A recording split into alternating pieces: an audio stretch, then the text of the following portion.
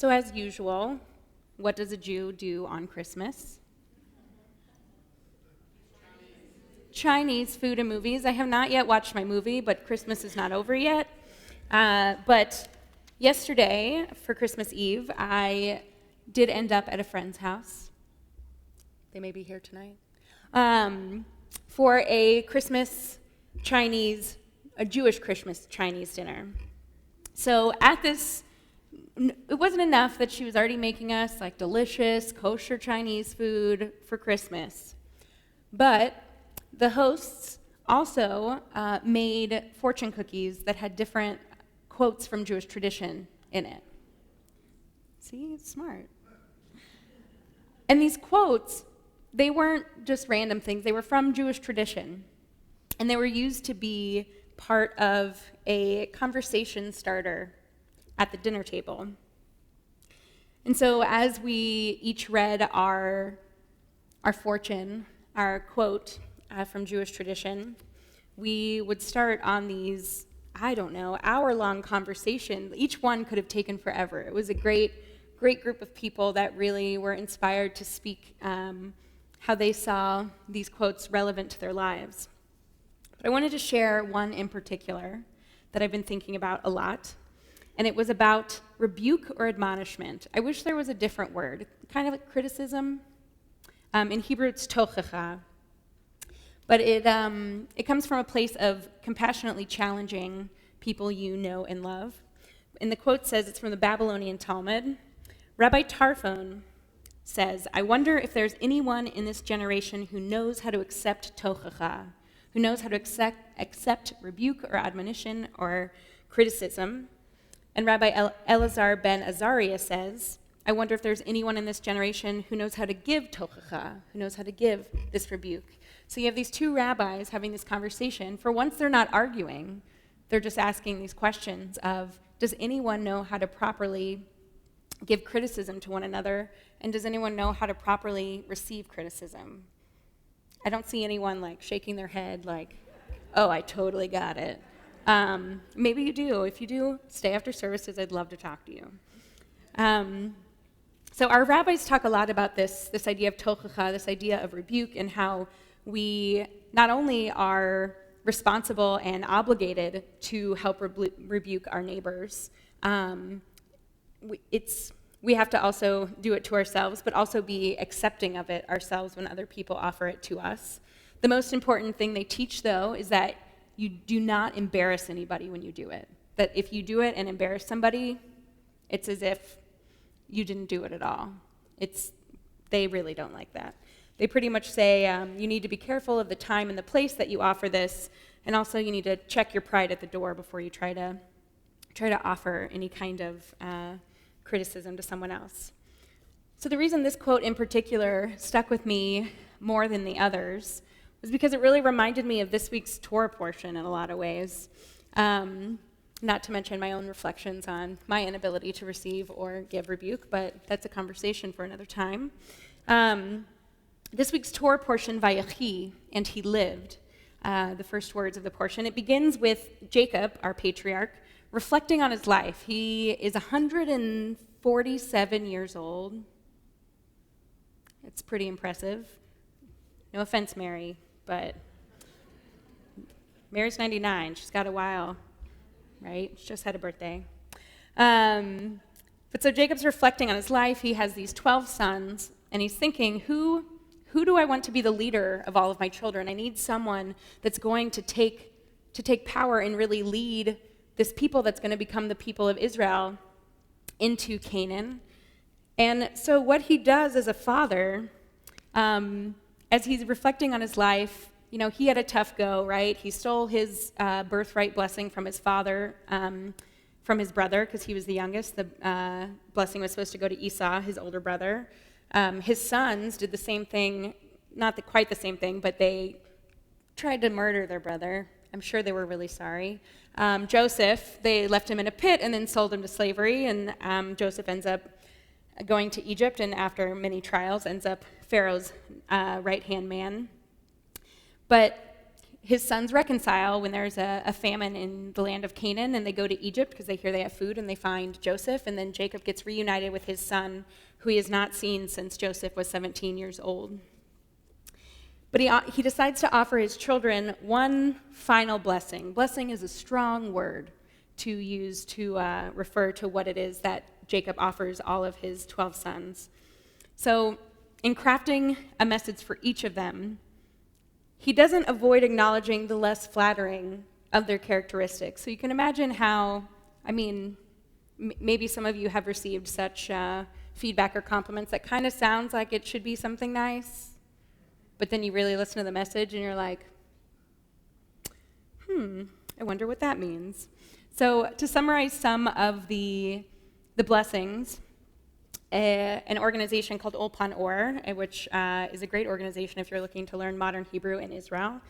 Yoel and Orly Ganor, the owners of that organization, the founders, sent out an email, and this is how they summarized all of the different blessings. So we have Ruvain. He was the first, he's the oldest, but Jacob refers to him as unstable as water. Thanks, Dad. Simeon is the aggressor, but he also is completely lawless. Levi is the cleric or the priest, but has a temper problem. Dan is the judge, but he likens him to a serpent. And it goes on and on with different. Benjamin is the ravenous consumer. He's compared to a wolf. But he also is told that he lacks balance of judgment and concern for others, which if you have a problem having concern for others, I don't know how someone telling you that you have a lack of concern from others would concern them. But that's another question. You got to write these down so I remember to come back to them someday. So what's your take? Why would Jacob do this to his children? Have all of them there, blessing each one of them, not only saying some of the gifts that they have, but also admitting some of the less than flattering qualities to each other. Does anyone have any thoughts? I'll give you a second to think about it.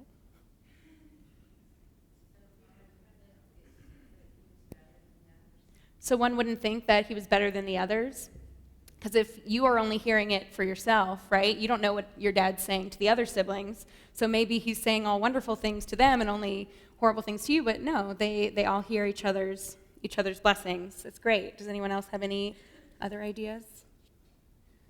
Isn't there a quote from the Midrash that says, on one hand, you're supposed to pretend that the world was created for just you, but on the other hand, you are nothing but ash. Yeah. You have to hold those both in balance. It's Rabbi Simcha of Bunam says that in our pockets, it's metaphorical, but we should hold 2 slips of paper, one in each pocket. And one says, for my sake, the world is created. And the other one says, I am only dust and ashes. And the trick to life is knowing when to reach into each pocket. And so I would say that that's a great way to compare it to this, is that it's Jacob's gift to his sons to say both good things, that for your sake the world was created, but also to remind his sons with some of the less flattering pieces that they are only dust and ashes. Well, great. I always thank you for audience participation. I always love it. But so there was one exception to all of this, and that was Judah, the son, one of his sons. And Judah only got praise. And the reason for that is not that Judah was perfect, but it was instead that he was the only brother that ever admitted his mistakes. He was one of the brothers that when Joseph was thrown in the pit, said, we have to take him out. He may have helped them sell him to slavery, but he saved his life. They were going to leave him there to die. And there's also an incident with Tamar, who is his son's wife. It's a whole thing, read the Torah. But he apologizes and steps up to the plate about how he wronged her. And so that is why Judah is different. And in Hebrew, Judah, Yehudah, can mean a couple things. It can mean acknowledgement, but that also comes from the word lihodot, which can either mean acknowledgement or to thank. And so the lesson from Jacob in what he is giving his sons is maybe to keep people humble and also to be able to celebrate the things that are special about you, but also the importance, the son who is picked as the leader of the future Jewish people. We all know how important the kingdom of Judah was in ancient history, that you must be able to admit your wrongdoings. And not only that, you have to also express gratitude for who you are and what you have. And so this is one of the reasons that Judah became the line that King David came from among all of the sons. And so I'm thinking that we're here at the end of the book of Genesis. Exodus starts next Shabbat, and it seems very, very appropriate to me that it doesn't always fall this way because of the Hebrew calendar being on the lunar calendar and our secular calendar being on the solar calendar, that we have the end of the book of Genesis at the last Shabbat of the year, the secular year. But whenever we end a book of Torah, we say 3 words: Chazak, chazak, v'nit chazek. Be strong, and let us strengthen one another.